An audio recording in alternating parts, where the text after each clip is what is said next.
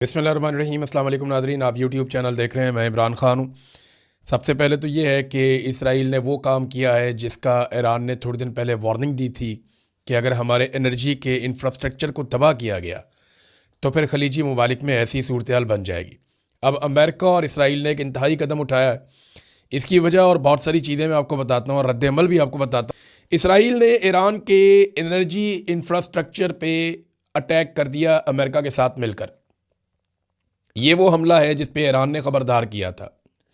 Donald Trump ने बार बार कहा कि हम जब चाहें पूरे ईरान की बिजली बंद कर सकते हैं, और डोनाल्ड ट्रंप ने यह भी कहा कि हम ये करना नहीं चाहते क्योंकि हमने ये इंफ्रास्ट्रक्चर तबाह कर दिया तो ईरान को बहुत साल लग जाएंगे वापस अपने पैरों पे खड़ा होने में। डोनाल्ड ट्रंप जो है वो काफ़ी दबाव में है। पूरी दुनिया से उन्हें सपोर्ट नहीं मिल रही। माजी में जितने अमेरिका के इत्तेहादी थे वो हाथ खड़े कर गए हैं कि जनाब हम इस लड़ाई में नहीं आते। पहले वो खामोश रहे, फिर इक्का दुक्का बोलना शुरू हुए, फिर उन सब ने इकट्ठे होकर अनाउंसमेंट कर दी। ख़ास तौर पे जर्मनी ने, फ्रांस ने, बरतानिया ने, जापान ने और ऑस्ट्रेलिया ने, हत्ता कि जनूबी कोरिया भी साथ खड़ा नहीं हुआ। चाइना ने भी कह दिया, रशिया ने भी कह दिया। दुनिया की सारी बड़ी ताकतें अमेरिका को अकेला छोड़ गई। इवन कनाडा भी, कोई अमेरिका के साथ खड़ा नहीं हुआ। एक आलमी तन्हाई का शिकार हुआ अमेरिका। अरबों की नज़र में अमेरिका की इज्जत वैसे ही जा रही है। तो डोनाल्ड ट्रंप की फ्रस्ट्रेशन और गुस्सा बढ़ रहा है। हालात यहाँ तक पहुँच गए हैं कि वाइट हाउस में कशीदगी पैदा हो गई क्योंकि जो वाइस प्रेसिडेंट है अमेरिका के, जेडी वेंस, वो इस लड़ाई से राज़ी नहीं है। वो अपने आप को, ये जो इसराइल की लड़ाई है, इससे अपने आप को दूर रखना चाहते हैं। और ये अब दिखाई दे रहा है, उनके एक दो इंटरव्यूज में ये बात सामने आई। फिर कुछ लोगों ने जो उनसे रब्ता किया तो वो गुरेज कर रहे हैं। जेडी वेंस अपने आप को दूर रखना चाह रहे हैं। एक डायरेक्टर का इस्तीफ़ा भी आ गया है। कुछ और इस्तीफ़े भी सुनने में आ रहा है कि अमेरिका में आ सकते हैं। तो अमेरिका की आलमी हमायत में भी कमी हुई है। यानी 79%, लगभग 80% के करीब अमेरिका की जो आलमी सतह पे एक मकबूलियत थी उसमें कमी हुई है। और 2024-25 के मुकाबले में दुनिया में जो सबसे नापसंदीदा मुल्क है, डाटा के मुताबिक, ये CNN ने एक रिपोर्ट जारी की है। वैसे दुनिया में जो सबसे नापसंदीदा मुल्क है वो इसराइल है, और उसके बाद अब इस वक्त दुनिया में जो सबसे नापसंदीदा मुल्क देखा जा रहा है ये ईरान पे अटैक के बाद, वो अमेरिका है।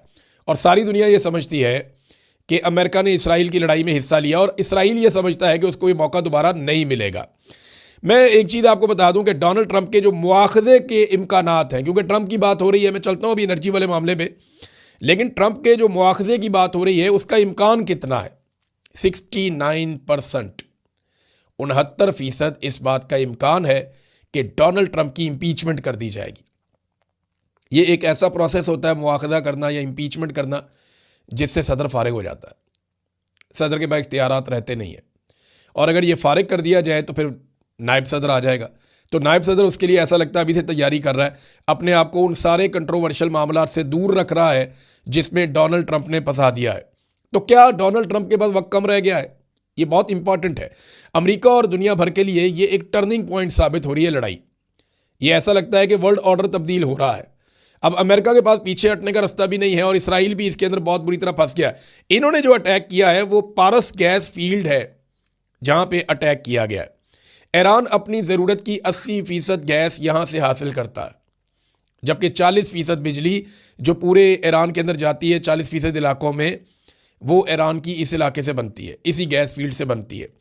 और यहाँ पे अटैक किया गया है इसराइल और अमेरिका की जानिब से। ईरान ने पहले ही कहा था कि अगर उसके तवानाई के इंफ्रास्ट्रक्चर पे अटैक किया गया, और अमेरिका ने कहा था कि 1 घंटा लगेगा ये काम करने में, तो ईरान ने कहा था कि फिर आधा घंटा लगेगा पूरे खलीज की बिजली बंद करने में। अब क्या तवानाई का बहरान पूरे खलीज में पैदा हो जाएगा? क्योंकि यहाँ मेरे पास एक और भी खबर है। ईरान ने अरब ममालिक की तरफ जाने वाली ज़ेरे ज़मीन जो केबल है, इंटरनेट केबल, उसे काटने का भी इंदिया दिया है, और इसका फैसला ईरान आज रात को करेगा। ये खबर आ चुकी है। ईरान आज रात को ये फैसला करेगा कि क्या वो इंटरनेट केबल काटने जा रहा है या नहीं, क्योंकि ईरान को ये लगता है कि इस इंटरनेट के ज़रिए से बहुत सारी चीज़ें मैनेज की जाती हैं और बहुत सारी सहूलत मिलती है अमेरिका को, इसराइल को, कि वो इस रीजन के अंदर इंटरफेरेंस करता है। अगर ये इंटरनेट केबल काट देंगे तो काफ़ी सारी इंफॉर्मेशन मिलना उनको बंद हो जाएगी, उनको बहुत सारी सहूलत मिलना बंद हो जाएगी। अब इसका नुकसान पाकिस्तान और भारत जैसे ममालिक को भी होगा, गो के ईरान को भी हो सकता है। लेकिन ईरान ने अरब ममालिक की इंटरनेट केबल काटने का जो एक इंदिया दिया है, ये भी एक बड़ी इंपॉर्टेंट चीज़ है। मगर उन्होंने कहा था कि खलीजी ममालिक के ऊपर वो अटैक करेंगे। अब वो करते हैं नहीं करते ये आपको भी पता चल जाएगा, क्योंकि एनर्जी का इंफ्रास्ट्रक्चर ईरान का अब छेड़ दिया गया है, जिस पे मना किया था डोनाल्ड ट्रंप ने और इसराइल ने। ये क्यों किया? देखिए, एक बात आप याद रखें कि इसराइल को ये बात समझ आ गई है कि ये वो आखिरी मौका है जिसको हाथ से नहीं जाने देना। इसराइल हर हाल में ईरान की मुकम्मल तबाही चाहता है।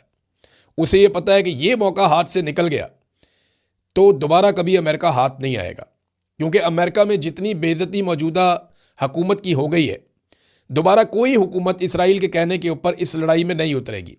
और जिस तरह दुनिया ने अमेरिका को अकेला कर दिया है, अब ईरान के ऊपर दोबारा अटैक करना अमेरिका को साथ लेकर इसराइल के लिए ख्वाब रह जाएगा। लिहाजा इसराइल ये चाहता है कि ये एक आखिरी मौका है ईरान को तबाह करने का। वो इस मौके को किसी सूरत ज़ाया नहीं करना चाहता। ये उसके सर्वाइवल का मामला है। अगर इसराइल ने एक्सपेंशन करनी है, जो तोसी करनी है, उनका एक प्लान है कि ग्रेटर इसराइल का, अगर वो सारे काम करने हैं तो ईरान को ख़त्म करना पड़ेगा उन्हें। और अगर वो ये इस मरतबा नहीं कर पाए तो आइंदा नहीं कर पाएंगे। देखें, ईरान अगर एक एटमी कुव्वत बन जाता है फिर तो मामला ही ख़त्म हो जाएगा, फिर तो ये कभी भी नहीं कर पाएंगे। और अगर अमेरिका इस मरतबा इस लड़ाई से निकल जाता है तो दोबारा इसराइल अमेरिका को इस लड़ाई में नहीं ला पाएगा। नेतन्याहू ने बड़ी कोशिश की है अमेरिका को इस लड़ाई में लाने के लिए। 8 दौरे किए उसने अमेरिका के, किसी हुक्मरान ने इतने दौरे नहीं किए। और जितना उसने डोनाल्ड ट्रंप के साथ टाइम गुजारा, जितना उसने इनके वज़रा के साथ, लोगों के साथ, टीमों के साथ, और जितनी एंगेजमेंट, जितनी लॉबिंग उन्होंने की है, वो दोबारा कर नहीं पाएंगे। अगर वो इस लड़ाई से इस मरतबा निकल गए तो अमेरिका को और ख़ुद को दोबारा इस लड़ाई में लाने के काबिल नहीं होंगे। इस वजह से वो ये चाहते हैं कि जो होना है वो कर लिया जाए। और इसराइल बड़े से बड़ा नुकसान बर्दाश्त करने के लिए भी तैयार है। अली लारिजानी की शहादत के ऊपर बड़ा सख्त रद्द-ए-अमल दिया ईरान ने, बहुत बमबारी की है। और आज रात को खौफनाक बमबारी की जाने की इतलात है कि एक बड़ी लहर जो है वो मिसाइलों की जाएगी इसराइल की जानिब। अब इसराइल की जो है वो मिसाइलों को रोकने की कैपेसिटी भी बहुत कमज़ोर हो गई है, वो नहीं रोक पा रहे जैसे वो पहले रोक लेते थे। तो अब उनके शहरों के अंदर धमाके हो रहे हैं, बहुत ज़्यादा तबाही हो रही है। जो इसराइली शहरी हैं वो ज़हनी दबाव का शिकार हैं, तनाव का शिकार हैं। वो बेचारे ज़हनी मरीज़ बनते जा रहे हैं बंकर्स के अंदर रह रह के। कई बंकर्स भी तबाह हो गए हैं। और अब इस मरतबा जो ईरान मार रहा है बम, वो पहले से ज़्यादा खौफनाक है और पहले से ज़्यादा ख़तरनाक है।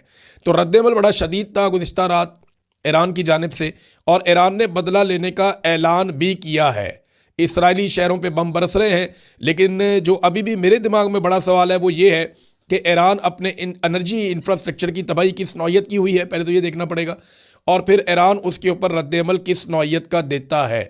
ईरान के पास अपने ऑप्शन हैं। और दूसरी एक चीज़ और, अली लारिजानी के कत्ल के ऊपर जब इराक़ची से पूछा गया, वज़ीर ख़ारजा से, कि आपकी राय क्या है, तो उन्होंने कहा जी इनको समझ नहीं आ रही, हमारे लिए एक आदमी का मरना मसला ही नहीं है। उनका सुप्रीम लीडर मारा गया, उनको कोई फ़र्क नहीं पड़ा, वो उसी तरह लड़ाई लड़ रहे हैं। आयतुल्लाह अली ख़ामनई की शहादत हुई, उन्हें फ़र्क ही नहीं पड़ा। उन्होंने कहा ठीक है अगला आ जाएगा।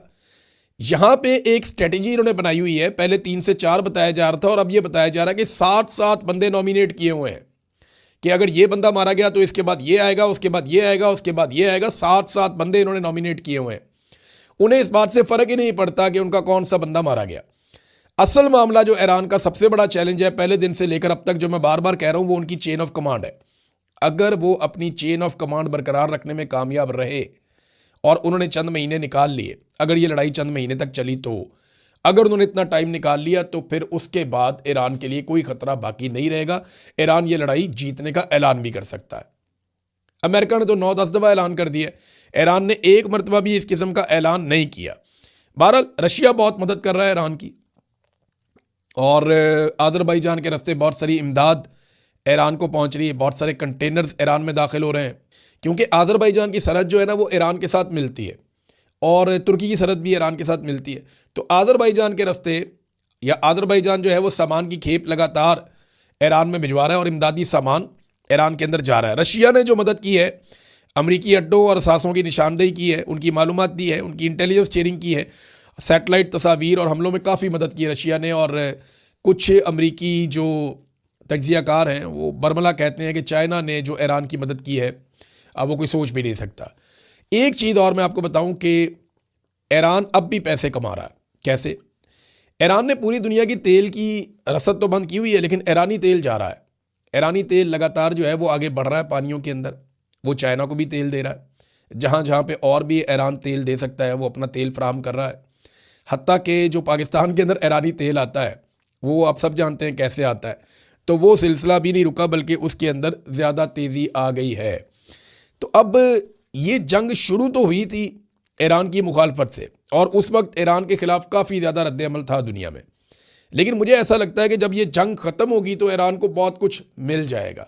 गो कि ईरान में बहुत तबाही हुई है, उनका इंफ्रास्ट्रक्चर तबाह हो गया है, उनके बड़े बड़े लीडर जो हैं वो मार दिए गए हैं। लेकिन इसके बावजूद जब ये लड़ाई ख़त्म होगी तो ईरान के पास काफ़ी मौका होगा, लेकिन तब तक उन्हें अपनी चेन ऑफ कमांड बरकरार रखनी पड़ेगी। अब तक के लिए इतने, अपना ख्याल रखिएगा, अपने इस चैनल का भी। अल्लाह हाफ़िज़।